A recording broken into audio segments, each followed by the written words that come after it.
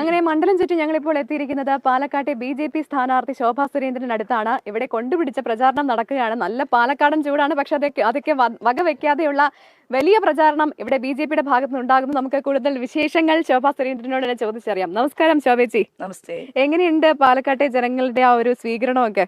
വലിയ ആവേശവും വലിയ സ്നേഹവും വലിയ പ്രതീക്ഷയും. അവർക്ക് ഞങ്ങൾ പ്രകടന പത്രികയിലൂടെ കൊടുക്കുന്ന വാക്ക് അത് വാഗ്ദാനമായിരിക്കില്ല, അത് വാക്ക് നിറവേറ്റലായിരിക്കും എന്ന് പറഞ്ഞുകൊണ്ടാണ് തെരഞ്ഞെടുപ്പ് പ്രവർത്തനത്തിന് നമ്മൾ തുടക്കം കുറിച്ചിട്ടുള്ളത്. ഞാൻ മുന്നോട്ട് വയ്ക്കുന്ന പോയിന്റ് എന്ന് പറയുന്നത് പാലക്കാടിന്റെ സമഗ്രമായിട്ടുള്ള വികസനം എന്നുള്ളതാണ്. ഇവിടെ ചുറ്റി നടന്നു നോക്കിയാൽ നമുക്ക് കാണാൻ സാധിക്കും, ഇവിടെ ആകെയുള്ളത് ഒരു മെഡിക്കൽ കോളേജ് പണിഞ്ഞിട്ടിട്ടുണ്ട്, പക്ഷെ ഒരു റഫറൽ കേന്ദ്രമായിട്ട് അത് നിലനിൽക്കുകയാണ്. ഈ ഒരുപക്ഷെ മാധ്യമങ്ങളുടെ ആളുകളാണ് എന്നറിയാത്ത രീതിയിൽ അവിടെ ഒന്ന് കയറി നോക്കണം എന്നുകൂടി ഞാൻ അപേക്ഷിക്കുകയാണ്. അവിടെ റഫറൽ കേന്ദ്രങ്ങളാണ്. എന്തെങ്കിലും ഒരു അത്യാപത്ത് വന്ന ഒരാൾ അവിടെ ചെന്ന് കഴിഞ്ഞാൽ ഉടൻ വേറൊരു മെഡിക്കൽ കോളേജിലേക്ക് റെഫർ ചെയ്യും, അല്ലെങ്കിൽ വേറൊരു ഡോക്ടറെ കാണാൻ പറയും എന്നുള്ള ഒരു സ്ഥിതി അവിടെ നിലനിൽക്കുന്നുണ്ട്. കയ്യെ മുറിച്ചു മാറ്റപ്പെട്ട വിനോദിനി കുട്ടി ഇന്നലെ അവിടെ റീത്ത് വെച്ചുകൊണ്ട് ഒരു സമരത്തിന് നേതൃത്വം നൽകിയിട്ടുണ്ടായി. അപ്പം നമ്മൾ പറയുന്നത് പാലക്കാടിന് നല്ല ആശുപത്രികൾ വേണം, ആരോഗ്യ മേഖല മുന്നോട്ട് പോകാൻ സാധിക്കണം. ഞാനൊരു 2 ആഴ്ചക്കാലം ഇവിടുത്തെ അതിവിദഗ്ധന്മാരായിട്ടുള്ള ഡോക്ടർമാരുമായി ചർച്ച ചെയ്തുകൊണ്ട് ഒരു മാനിഫെസ്റ്റോ പ്രത്യേകമായിട്ട് പാലക്കാടിൻ്റെ ആരോഗ്യത്തിന് വേണ്ടി, ആരോഗ്യ മേഖലയ്ക്ക് വേണ്ടി തയ്യാറാക്കിയിട്ടുണ്ട്. അതിൻ്റെ ഒരു പ്രകാശനം നടത്തി ഞാൻ മാധ്യമ സുഹൃത്തുക്കൾക്കും അതിൻ്റെ ഒരു കോപ്പി തരുന്നതായിരിക്കും. മാത്രമല്ല ഇവിടെ സ്ത്രീ വോട്ടർമാരെ കുറിച്ച് പറയുകയാണെങ്കിൽ ഇവിടെ ഒരുപാട് കർഷകർ തന്നെ സ്ത്രീകൾ ഒരു വിഭാഗമുണ്ട്. അപ്പൊ അത്ര ഇപ്പം അങ്ങൊരു വനിതാ സ്ഥാനാർത്ഥി കൂടിയാണല്ലോ. അപ്പൊ BJP മുന്നോട്ട് വയ്ക്കുന്ന ഈ ആശയങ്ങളെല്ലാം മുൻനിർത്തിക്കൊണ്ട് സ്ത്രീകൾക്ക് പ്രത്യേകമായ ഏതെങ്കിലും തരത്തിലുള്ള ഒരു കാര്യം അങ്ങ് ആസൂത്രണം ചെയ്യുന്നുണ്ടോ?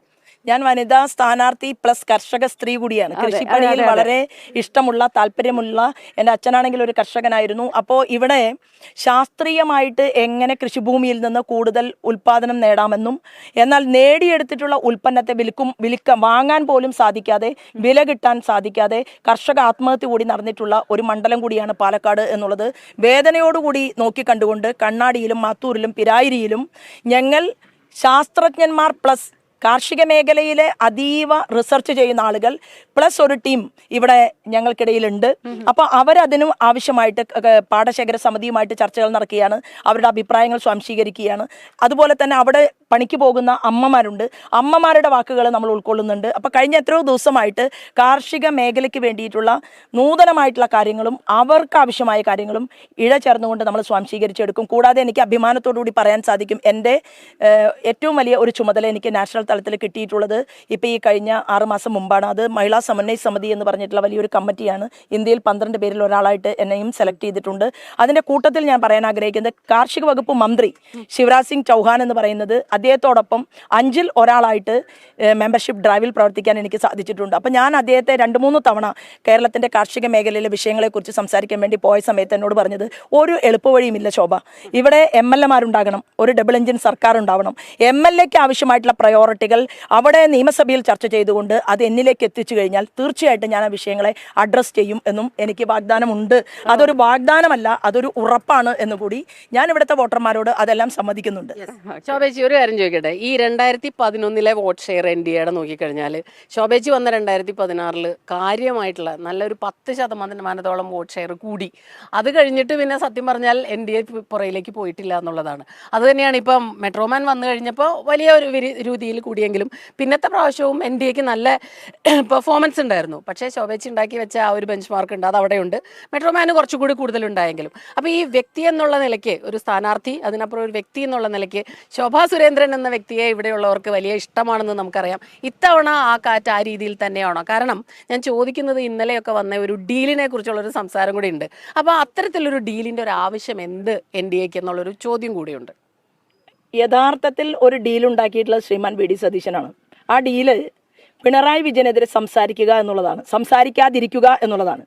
കഴിഞ്ഞ 10 വർഷം പിണറായി ഗവൺമെന്റ് ചെയ്ത ജനദ്രോഹ വിഷയങ്ങളെക്കുറിച്ച് പൊതുസമൂഹത്തിൽ സംസാരിക്കേണ്ടതിനു പകരം ഇന്ന് ചർച്ച വഴിമാറ്റിയിരിക്കുകയാണ്. കാരണം എന്താണ്?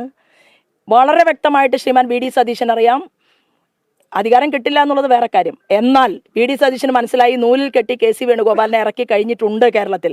അതുകൊണ്ട് എനിക്ക് കിട്ടിയില്ലെങ്കിൽ പിന്നെ മറ്റൊരാൾക്കും വേണ്ട എന്നുള്ള ഒരു സാഹചര്യത്തെ കലർത്തിക്കൊണ്ടാണോ ഈ വിഷയത്തെ വഴിമാറ്റി വിടാൻ വേണ്ടി ശ്രീമാൻ വി ഡി സതീശൻ പരിശ്രമിക്കുന്നത് എന്ന് എനിക്ക് തോന്നുകയാണ്.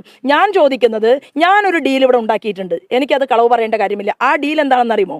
ഇവിടുത്തെ ആബാലവൃദ്ധം വരുന്ന ജനങ്ങളോടും ഞാൻ പറഞ്ഞിട്ടുള്ളത്, കമ്മ്യൂണിസ്റ്റുകാരുടെ കൈപ്പിടിച്ച് ഞാൻ ചോദിച്ചിട്ടുള്ളത്, കോൺഗ്രസ്സുകാരുടെ കൈപ്പിടിച്ച് ഞാൻ ചോദിച്ചിട്ടുള്ളത്, പാലക്കാടിന്റെ വികസനത്തിന് വേണ്ടി 30 വർഷം കഠിന പ്രയത്നം പൊതുസമൂഹത്തിനിടയിൽ ചെയ്തിട്ടുള്ള ഒരു സ്ത്രീ ആയിട്ടുള്ള നിങ്ങളുടെ ശോഭ പോയാൽ പോരെ കേരള നിയമസഭയിൽ എന്നാണ് ഞാൻ ചോദിച്ചിട്ടുള്ളത്. ആ ചോദ്യത്തിന് അവർ എല്ലാവരും കൈയടിച്ച് പ്രോത്സാഹനം നൽകിയിട്ടുണ്ട്. ആ ഡീല് തന്നെയാണ് ഭാരതീയ ജനതാ പാർട്ടിക്ക് ഏറ്റവും വലിയ ഭൂരിപക്ഷത്തിൽ പാലക്കാട് നിന്ന് വിജയിച്ച് നിങ്ങളൊക്കെ ഇരിക്കുന്ന ഇടങ്ങളിലേക്ക് താമരപ്പൂവുമായിട്ട് നിങ്ങളുടെ ശോഭ കടന്നു വരും എന്നുള്ളതാണ്. അത് തീർച്ചയായിട്ടും പാലക്കാട് സ്വീകരിച്ചു കഴിഞ്ഞിട്ടുണ്ട്. ഓക്കെ ശോഭേച്ചി, അപ്പോൾ ഓൾ ദ ബെസ്റ്റ്. ഇപ്പൊ ഞായറാഴ്ചയാണ്, അവധി ദിവസമാണ്, പക്ഷെ നമുക്ക് ഇവിടെ കാണാം എല്ലാവരും ഒപ്പം തന്നെയുണ്ട്. നല്ല ചൂടേറി ഇങ്ങനെ വരുന്ന സമയത്ത് അങ്ങനെ ചൂടേറിയ പ്രചാരണങ്ങളുമായി ശോഭാ സുരേന്ദ്രൻ NDA സ്ഥാനാർത്ഥി അങ്ങനെ പോവാണ്. നമ്മളും അടുത്ത മണ്ഡലത്തിലേക്ക് യാത്ര ചെയ്യുകയാണ്. അടുത്ത മണ്ഡലമല്ല, അടുത്ത സ്ഥാനാർത്ഥിയിലേക്കുള്ള യാത്രയിലാണ്.